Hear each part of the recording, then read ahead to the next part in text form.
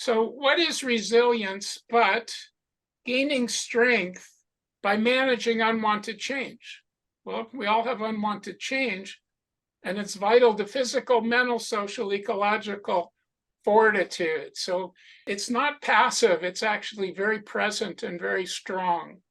Programs that promote resilience improve quality of life and longevity. Wellness community offers immunity to despair, apathy, and overwhelm.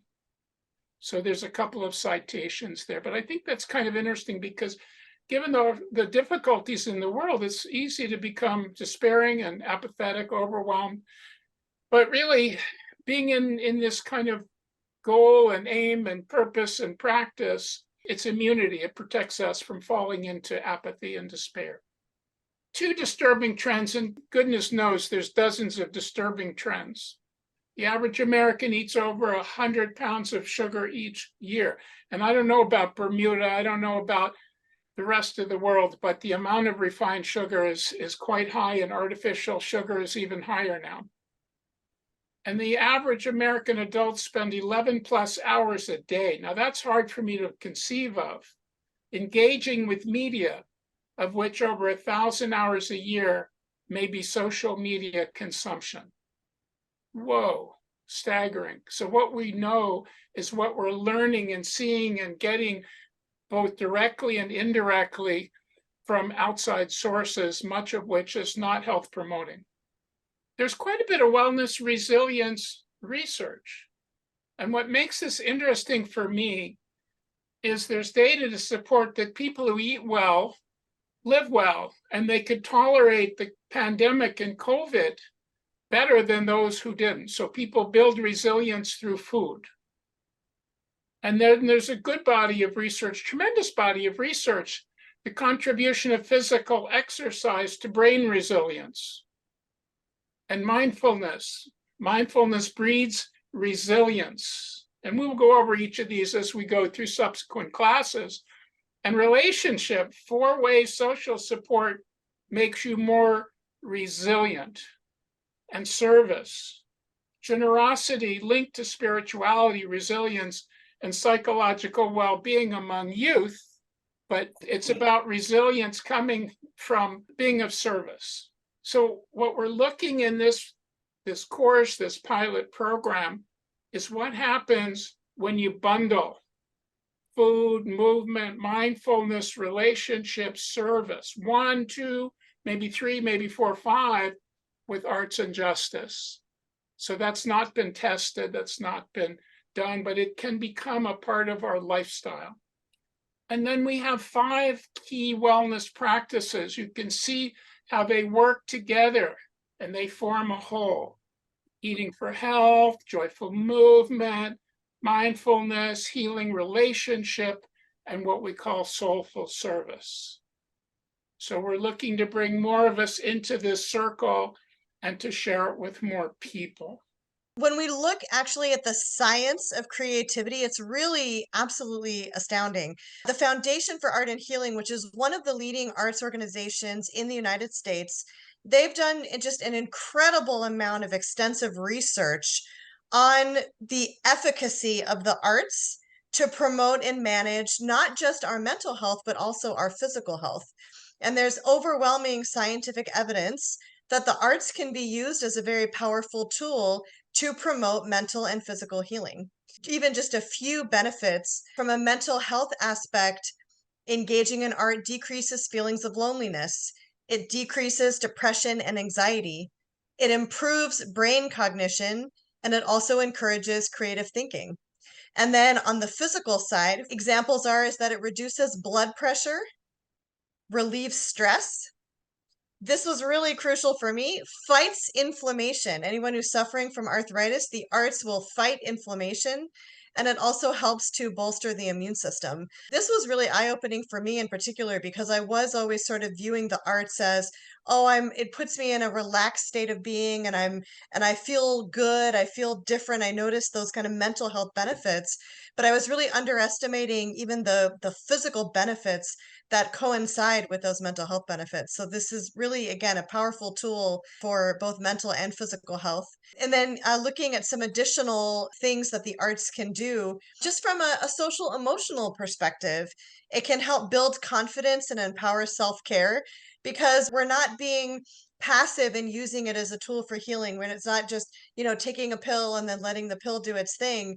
We're actively engaging in the process of creating art, which means we're actively engaging in the process of healing ourselves. So we become active protagonists in the process of healing. Art connects us to ourself in the moment. So I'm able, through the art that I'm making, to just ask myself, what's happening with me right now in this moment? Where am I? How am I feeling? Asking myself, what do I need right now? And then it also provides an outlet for expression. The arts, as many of you probably have experienced, is very cathartic. You put on just the right song that matches your mood, and you're just like letting it out, and maybe you're singing along with the singer and letting out that emotion, or maybe you're doing some writing and just kind of journaling your thoughts, and just whatever is kind of bottled up inside, you're just kind of letting it out. So the arts can be a very cathartic tool for emotional release. And then just one other slide I wanted to share around the power of the arts. Arts is very engaging. It gets our attention and captures our interest. It inspires us not only by what we make, because we might even like look at something we've created and think, wow, look at what I did. Look at what my body is telling me, or look at what my heart and soul are telling me. But you may also be inspired by the works of others, whether you're listening to a song, going to a museum, you draw inspiration from the artwork and the messaging that's behind that artwork from others. Again, very empowering because you're an active participant in that process. And then the arts is also a great way to help connect us as humanity. The arts can be done individually and they can also be done collectively. And when you gather a group of people together, the arts, again, can be a very powerful tool to bridge connection, bridge cultural divide, bridge gender divide. Everybody has their little piece of the puzzle that they're putting together and contributing to that piece, and everyone's voice is represented in that collective piece. So it can be a very powerful tool to bring people together as well. So this, I wanted to just share a little bit about some of the art modalities that we'll be doing in the course, and just some additional information about what these specific art modalities are also very helpful for. The visual arts, what's really powerful about whether you're drawing or painting or doing sculpture, is that sometimes we may be feeling a certain way and we just can't quite find the words to express it. Like, I don't know how to verbalize how I'm feeling, but I can draw something or paint something, or, create a sculpture of something or take a picture of something. And maybe that symbolizes kind of how I'm feeling. So the visual arts is very great at being symbolic for what cannot necessarily be put into words. Music is another art modality that is particularly helpful for pain management. My poor aunt, bless her heart, she's just suffering from a lot of back pain because she has scoliosis. And music is a really powerful tool to be able to get to that place of mindfulness, get to that place of being centered. And it can actually help relieve some of that pain that you're feeling and reduce that pain. Creative movement, or also referred to as creative dance, is a great way to be physically active for your body. And it's also interesting to note that people who are given theater training that actually study acting and do role playing exercises develop word and listening recall. It helps with problem solving, self esteem, and psychological well being. So there's even some added benefits for those that are putting themselves in the shoes of other characters. Expressive writing, again, very cathartic, as is all of the art modalities. And studies have also shown that those who specifically journal about traumatic experiences that they faced in their life statistically have significant improvements in their health and reductions in visits to see physicians. They also have better immune system functioning. So expressive writing to write about trauma can be very powerful. Media arts, this is most of my background is in film and theater, and I'm just gonna tell you what I love about movies, because I totally agree with Dr. B. Like, we have way too many people doing screen time, and I think that when we take in media just as entertainment, it is not necessarily super helpful for our health. But if we can really find those good quality stories that really help us to see the character choices that individuals make in their lives and really look at it from like a literacy perspective, or kind of like a fishbowl, there's a lot that we can learn about our relationships with other people. How are we showing up in our relationships with other people? How are we engaging with others? How are, what situations are we getting into where maybe we could have made a different choice? So film can be a really great way to kind of learn a lot about us as individuals and about our collective society. And then, kind of an arm to that, is also social justice arts, which, again, when we engage in that relationship building and kind of collective process of creating arts, the social justice arts really aims to raise our critical consciousness, strengthen, repair, and restore our relationships, build community, and also provide a call to action for social change. These are different art modalities that will kind of get our feet wet a little bit in the course. And then lastly, I wanted to just share a little bit about the curriculum that I'll be using in the course to teach these different art modalities. And what's really special about them right off the bat is that it's art that anyone can do. So I think I mentioned in my video last week that no prior art experience is needed to participate in the course, because really it's not about, I'm not going to teach you how to draw, I'm not going to teach you how to sing, I'm not going to teach you how to dance. We're just going to be going through very simple lessons, very guided prompts that allow us to engage in creative expression. And we'll see the health benefits come from that.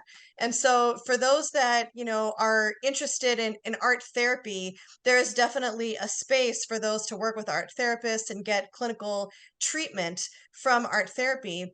The social emotional arts was developed by art therapists, but they were designing the curriculum in a way where the arts could be used for achieving therapeutic objectives, and that it could be beneficial for anyone of any background coming from any particular place that is just looking for a social and emotional growth, and looking for those benefits of, again, decreasing that depression, decreasing that anxiety, improving that immune system functioning.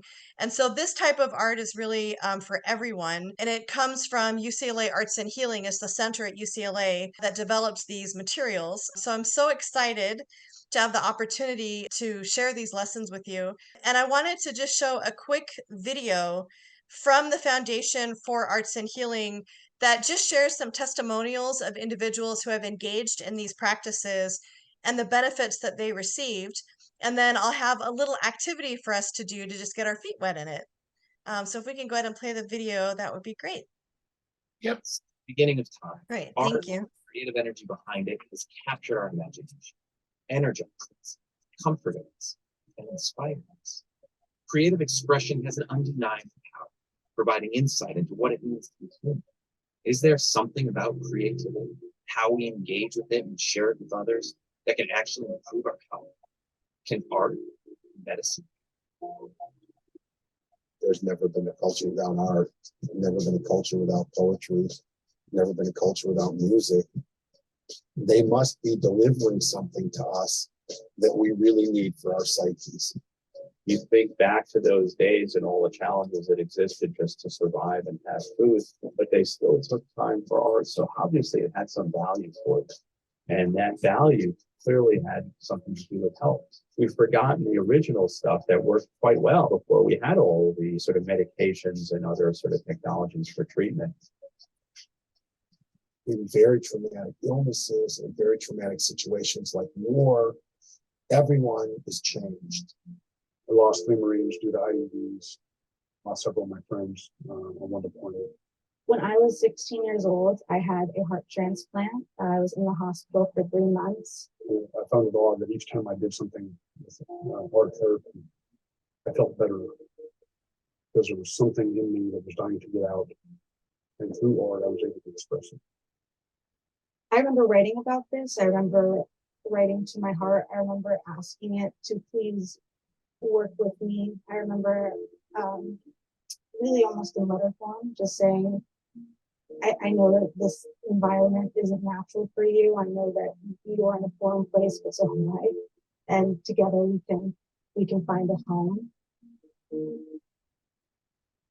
It's essential to add other components in the traditional medical modalities. Anything from use of artwork, use of light, use of drama, use of storytelling, and the engagement of the patients and the patients' families in our experience to help them have the optimal care that they deserve. I really believe that in the next few years, we will have some detailed answers as to what works. We are learning that storytelling and arts and emotional health is just as fundamental to well-being as your physical health. And just thinking about it, talking about it, writing it down, expressing it obliquely, expressing it directly, that can help. I would have never talked about what this meant. So I was able to express it through something that everybody could see what it was and see what it meant. But it wasn't me. I was shielded in some ways. I was protected. I was able to express it in a way that was safe for me. Even though people might think that art is not the same as medicine, it was my medicine. And I think that without it, I just would have still been sick. Through simple things, able to create something that makes it okay to feel the way I feel and help take that burden away. Medicine has made great strides in the past 100 years. It's now time to go one step further by incorporating artistic expression into the ways we provide health and healing. All will stand to benefit.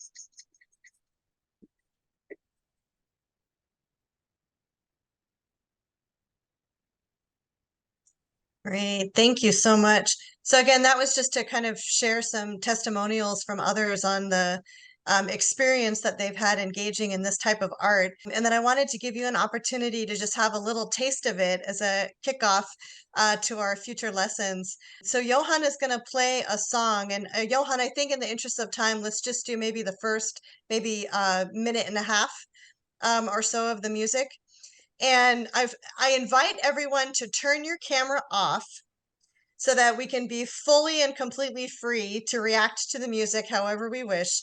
And what I ask you to do is, if you would like to stand or even just sit and use upper body motion, let your body move however it would like to the sound of the music. And then after the music, I'll give some instructions on how we're going to debrief on the song. So for right now, go ahead and just allow your body to move whatever way it wants to in sync with the music.